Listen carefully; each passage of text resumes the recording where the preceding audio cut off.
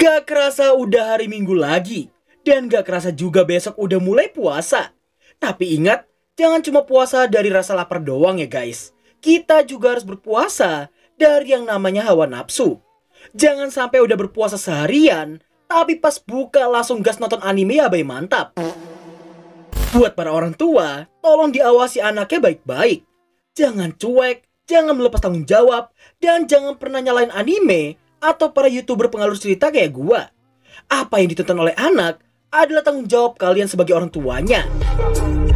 Tentunya di sini Wam 2 Oni sama kalian akan berusaha ngupload anime yang jauh dari kata yabai mantap. Maka dari itu nih ya, gua minta tolong ke kalian semua buat subrek, like, dan aktifin lonceng notifikasi di bawah. Sekalian juga share ke teman-teman kalian, biar Wam 2 bisa mencapai 200.000 subrek di tahun ini. Dan buat yang mau follow sosmed gua, sikat aja langsung link yang gua sediakan di bawah. So, tanpa berlama-lama lagi, mari kita mulai. Muscle, Magic and Muscle season kedua, episode ke-9.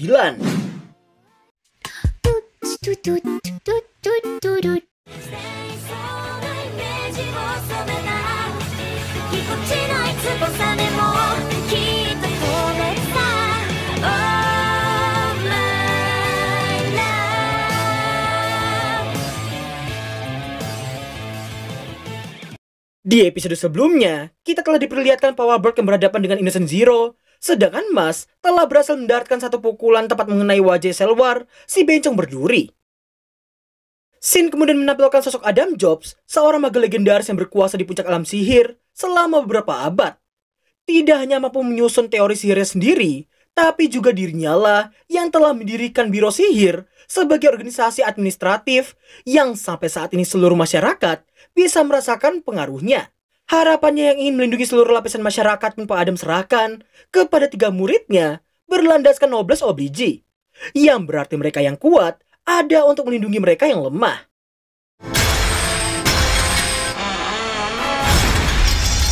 Sensei,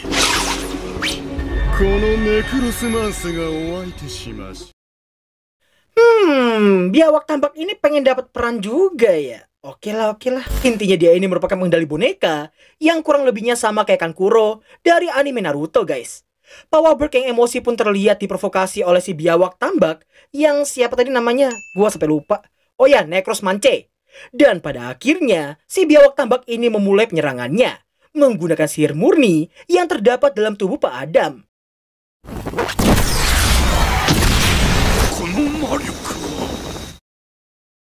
Di tengah Power Bird yang masih menahan sihirnya Pak Adam, nampaklah beliau yang teringat masa mudanya di saat senseinya itu masih hidup.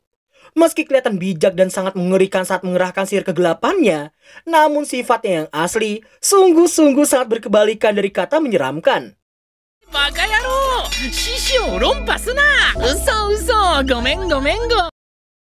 Setelah cukup lama ngebadut, nampaknya Pak Adam yang mulai serius dengan memberikan Power Bird muda beberapa nasihat, di mana ia yakin ada waktunya Power Bird akan memahami makna sebenarnya dari noblesse oblige.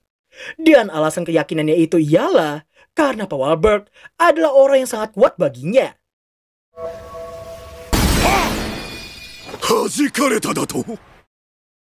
Meski ia sangat menghormati senseinya, dan meski mengetahui Pak Adam adalah orang terkuat di masa lalu, namun saat ini zaman telah berubah.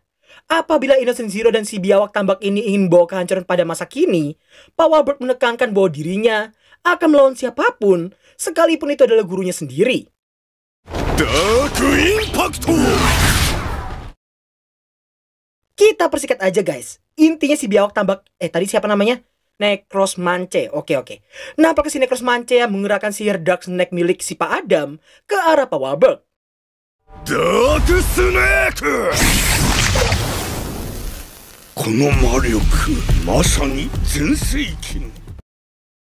Setelah menggerakkan sihir Dark Snake-nya itu, si Necros ini merasa yakin Power Bird takkan bisa melawan sihir kegelapan Pak Adam, karena sihir kegelapan adalah sihir yang bisa mengembalikan apapun yang disentuhnya ke dalam dunia hampa. Gak cuma itu aja, bahkan jika sihir lain mencoba melawannya, maka kegelapan akan langsung melahapnya. Keyakinannya pun diperkuat karena mengira alasan Power Bird yang tadi menghindar, karena telah mengetahui karakteristik dan seberapa kuat sihir kegelapan tersebut. Dark Impact! Dark Snake! Double!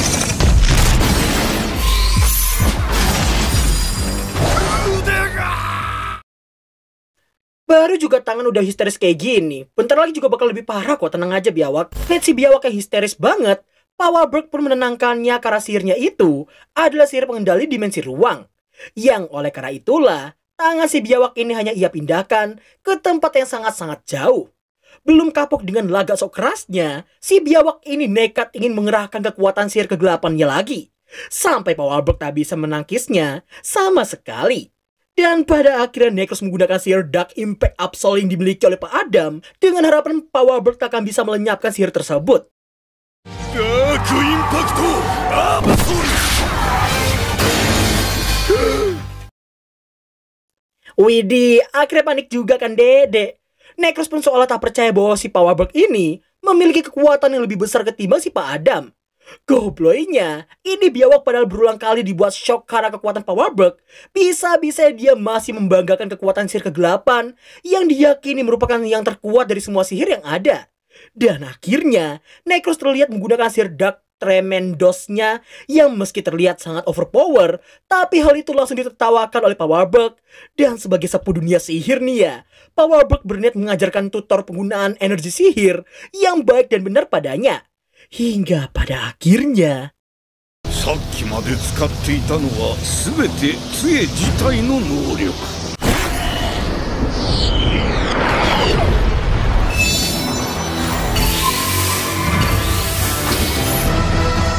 サクリファイス。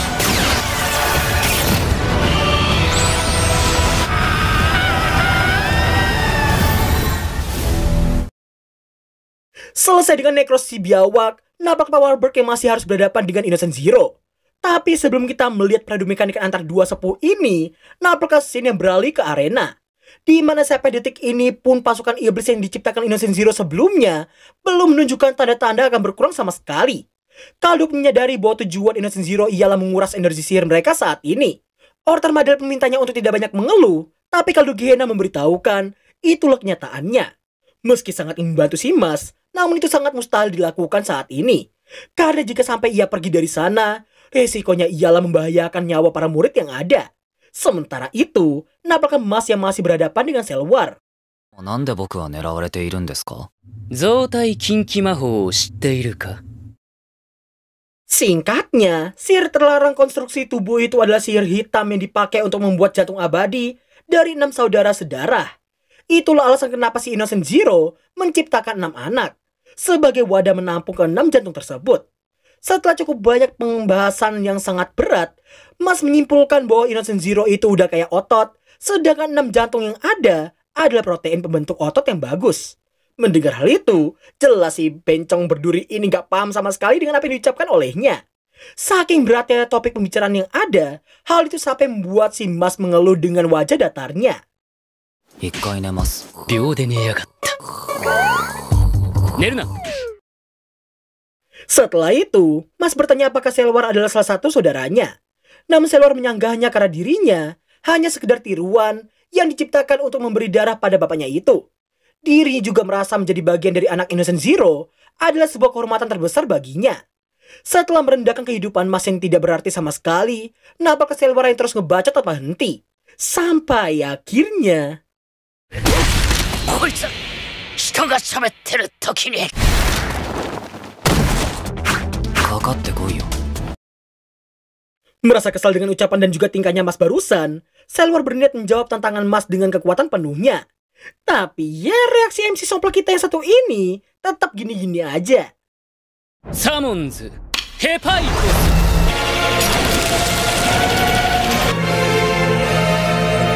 俺が杖の力を完全に引き出した。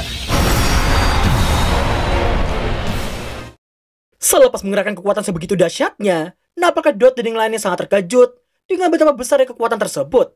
Cell War lalu menggunakan sihir Diamond Cutter-nya dengan niatan bisa membunuh Mas di saat itu juga.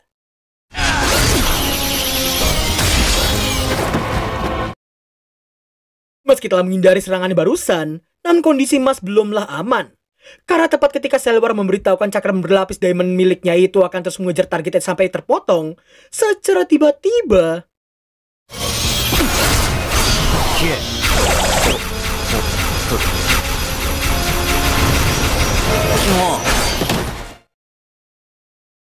Meski Mas mencoba memperpendek jarak, akan tetapi hal itu sia-sia karena dua cakram diamond yang mengejarnya akan terus dan terus menargetkannya. Sedangkan dua lainnya akan menjadi pelindungnya si Selwar. Nah, setelah Selwar mengancam Mas yang kalau sampai kabur, maka ia akan bunuh semua teman-teman sekolah Mas sebagai hukumannya.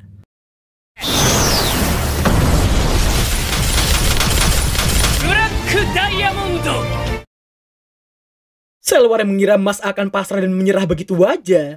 Akan tetapi si bencong berduri ini akan dibuat sangat-sangat terkejut dengan keputusan Mas yang dikira kabur dan mengabaikan teman-teman sekolahnya itu.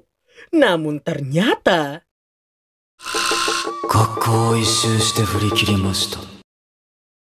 Sungguh sangat tidak masuk akal sama sekali. Itu artinya si Mas barusan telah memutari area sekolahan sampai cakram diamondnya si Selwar ini berhenti mengejarnya. Dan itu semua dilakukan cuma dalam beberapa detik doang. Selwar yang masih shock pun menduga tujuan Mas ialah mengalahkannya menggunakan cakram diamondnya sendiri. Namun sebelum itu terjadi, Selwar melapisi tubuhnya menggunakan sihir pengerasan yang dimiliki olehnya. Hingga pada akhirnya...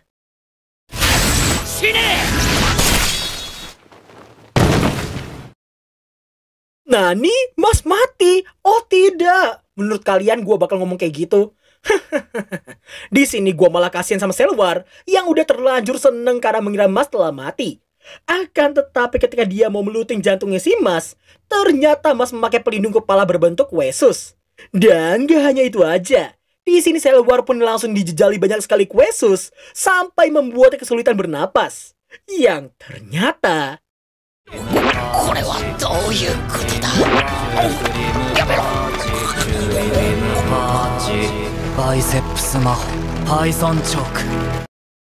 Ya, apa yang baru kalian lihat barusan gak lebih dari sebuah genjutsu yang diciptakan oleh si Mas menggunakan sihir bicep Python Chalk miliknya. Narator kemudian menjelaskan bahwa apa yang dialami oleh si Selwar tadi disebut sebagai hipoksia. Kondisi di mana kadar oksigen di dalam sel-sel tubuh sedang sangat rendah-rendahnya. Dan hal itu akan membuat si penderita mengalami halusinasi. Hebatnya di sini, Mas melakukan semua itu tepat sesaat sebelum cakram diamondnya si Selwar mengenainya. 1 detik, itulah waktu yang dipakai oleh si Mas untuk menggunakan sihir bicep Python Chalk miliknya tadi. Dan dalam 1 detik itu pula si Selwar ini langsung kekurangan oksigen dan membuatnya berhalusinasi, dijejali oleh banyak sekali Quesus. Pingsan si Selwar tidak hanya menyelamatkan hidup Mas sendiri, tapi juga menghancurkan Black Diamond yang mengancam semua teman-teman sekolahnya.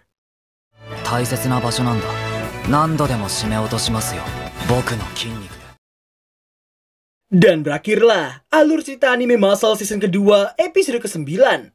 Ada 2 informasi yang mau gua sampaikan ke kalian semua.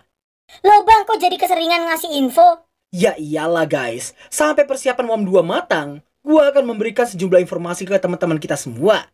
Info pertama berhubungan dengan April awal yang masih puasa, sedangkan anime Spring mulai bermunculan. Maka dari itu gue bakalan membagi kubu anime musim depan nanti. Kubu pertama adalah anime per episode, dan kubu kedua adalah anime per 3 atau 4 episode sekali. Yang tentunya kubu kedua bakalan punya judul lebih sedikit dari yang pertama. Mungkin cuma 1 atau 2 doang mungkin ya. Sedangkan kubu pertama, judul-judul yang bakal gue upload per episodenya. Dan disclaimer dulu guys, disclaimer dari sekarang BTW ya.